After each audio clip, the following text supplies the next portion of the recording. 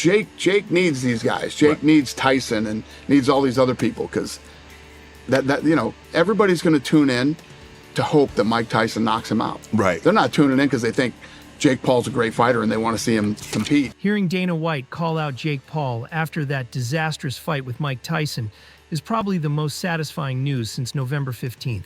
Let's be honest, Dana was the only one with the guts to say what everyone knew. It was a total mismatch. That fight never should have happened in the boxing world, and Dana nailed it perfectly. Mike's 58 years old. You know what I mean? Right. I hate doing this because Mike gets mad at me every time I do this, but Mike shouldn't be fighting.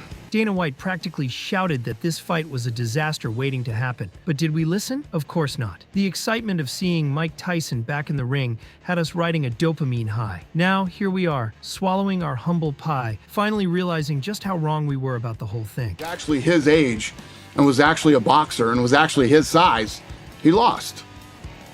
Don't worry, UFC's fearless boss Dana White is delivering Jake Paul a brutal reality check. Honestly, it's about time the so-called YouTuber turned boxer faced some well-deserved heat. 100%. Fight guys that box for a living and guys that are your age. How about that? He says he wants to fight Canelo. I'm just saying what he. That's what I he. hear you. Then why is he not fighting Canelo? The most hilarious thing after this match? Jake Paul talking about fighting Canelo Alvarez. Seriously? Canelo wouldn't waste 30 seconds on this joker, and why should he? While Canelo faces real contenders, Jake recycles Butterbean's old playbook, picking opponents who are either too old or too irrelevant to matter. In Dana White's view, Jake isn't building a boxing career, he's running a circus. Even if the Tyson fight happens, it won't change that one bit. Was actually his age and was actually a boxer and was actually his size, he lost. Dana White couldn't resist dismantling Jake Paul's claims of making massive money. If Paul were the cash cow he claims, Showtime Boxing wouldn't have folded. But hey, why let inconvenient facts ruin a perfectly good Instagram flex, right? Mike Tyson was right, and I was wrong. You guys know the whole story about Shark Week, and if you don't, I begged him not to do the Roy Jones fight. You're too old. I love you. I don't want to see you take any more punishment. So I set him up on Shark Week. He got paid good money, and he's like, you. So he almost flipped out the last day and was ready to kill everybody on the boat because he had to jump in with all these sharks again. Dana White did something rare. He admitted he was wrong. Years ago, he begged Mike Tyson not to fight Roy Jones Jr., worried the boxing legend would get hurt. "You're too old, Mike. I don't want to see you take punishment." But Tyson wasn't interested in advice. He wanted action. To keep him out of the ring, Dana set him up on Shark Week. Big mistake. Tyson was ready to strangle everyone on the boat. Apparently, swimming with apex predators wasn't the retirement activity he had in mind. Fast forward, Tyson, now pushing 60, decides to fight Jake Paul. Dana naturally rolled his eyes, but Tyson, ever the showman, fired back, "You really think this kid can do anything to me?" Turns out Mike was right. Despite all his big talk and massive platform, Jake Paul looked like a schoolboy sparring with the principal. Tyson proved he's still no pushover. Honestly think the kid's going to do anything to me? He's not good. He's not going to me out. He's not going to do this. And you saw him. He tripped when he was walking down the thing. He had a hard time walking up the stairs. He had a knee brace on. And Jake Paul couldn't do anything to him. Mike Tyson could barely make it to the ring. He tripped on his way out, needed a knee brace to climb the stairs, and still managed to make Jake Paul look like an amateur. Dana White's post-fight commentary was as sharp as Tyson's jabs. Jake Paul couldn't do anything to him. Nothing. The guy is 57 and still embarrassed him. Social media lit up with opinions, with some calling the fight the greatest con job of all time. Dana, dripping with sarcasm, chimed in, "What did you expect? A 60-year-old Mike Tyson to go 12 rounds like it's 1988? Or Jake Paul to suddenly become the next Muhammad Ali? Please." The fight, streamed for free on Netflix, became a hot topic for fans and critics alike. Dana summed it up perfectly. You stayed home, turned on Netflix, and thought you were about to witness the greatest live sporting event of all time? Give me a break. You got exactly what you signed up for. A 57-year-old icon humiliating an influencer who can't punch his way out of a paper bag. Because Mike gets mad at me every time I do this, but Mike shouldn't be fighting. I mean, because you look at Jake Paul, he fought Tyron Woodley, slept him, Anderson Silva, I think he fought Nate. Is there, I mean, if he wants to do boxing, why not fight guys that actually box for a living?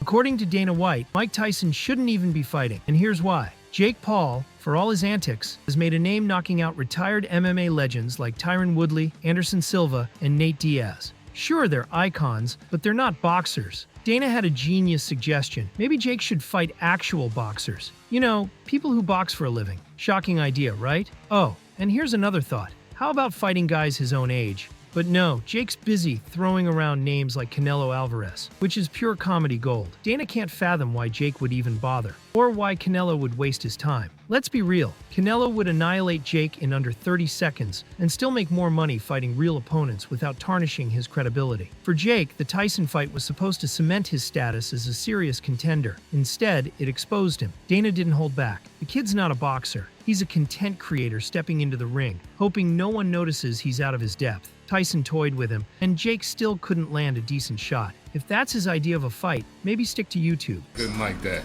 And Jake Paul couldn't do anything to him. He made a ton of money, and I know people are mad. You stayed home on Saturday night, but you didn't pay for it.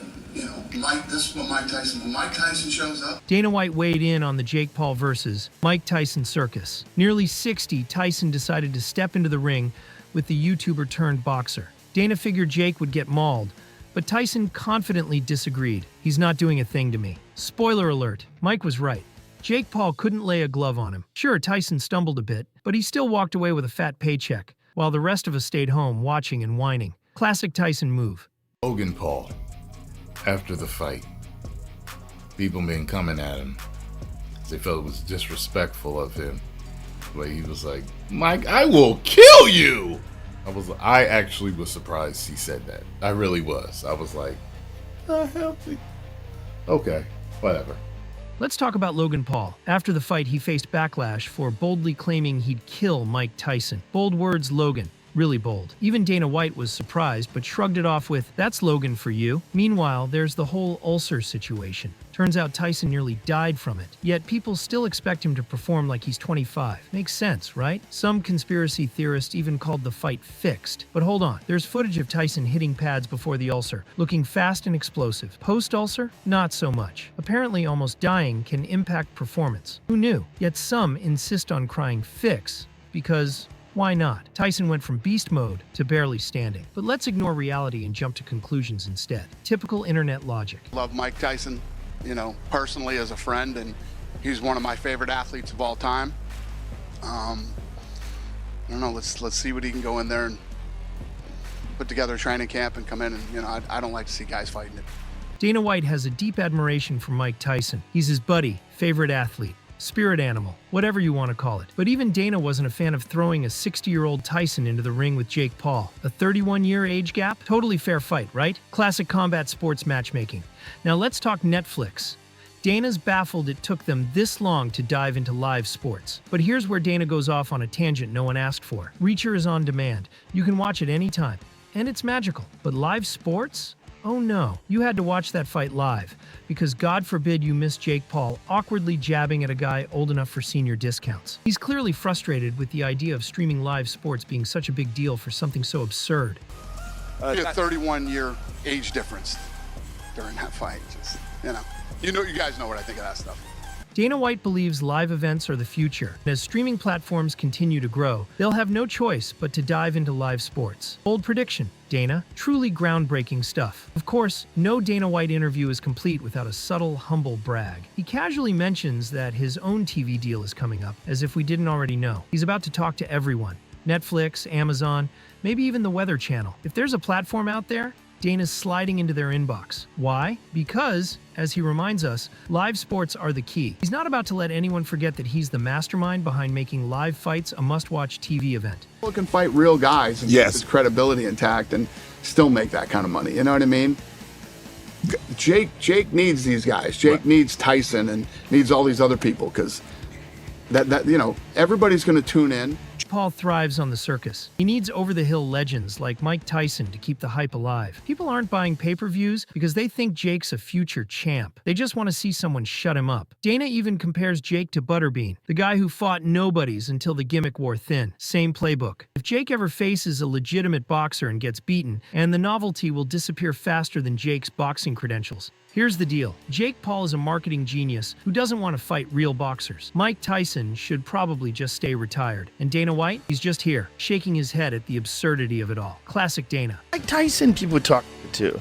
People are there's certain people that are just crazy, man. Well, these people that think that he don't stand a chance against Jake Paul, they're like, this shouldn't even because he's too old. I was like, I think you're crazy.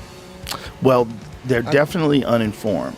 Yeah. Because here's the thing: he is 57 years old. He will be 58 when they fight. He has had a long fighting career. He has been knocked out by massive men like Lennox Lewis and Evander Holyfield. You know, he's had a lot of blows, and he's also doing this very unique kind of training with. Mike Tyson's supporters are quick to defend him, and honestly, some of the people who think he doesn't stand a chance against Jake Paul are just crazy. These people say he's too old, but I think they're misinformed. Sure, Tyson is 57 and will be 58 by the time they fight, but let's not forget the guy's long and storied career. He's faced massive opponents like Lennox Lewis and Evander Holyfield, taking heavy blows and bouncing back. Despite his age, Tyson's doing some unique training that's really bringing out his skills. Anyone writing him off because of age is underestimating what this guy is capable of, and they're clearly missing the bigger picture. Joe Rogan, the voice of modern combat sports, didn't hold back when discussing the spectacle of Mike Tyson versus Jake Paul on his podcast. Rogan marveled at the reality of a 58-year-old Tyson facing a YouTuber turned boxer. While he acknowledged Jake's youthful energy and growing skills, Rogan couldn't ignore Tyson's diminished speed and power. Tyson still had that head movement, Rogan noted, but his punches weren't what they used to be. In the end, Rogan summed it up. Jake may have won, but it wasn't the unstoppable Mike Tyson fans know and love. It was a far cry from his prime.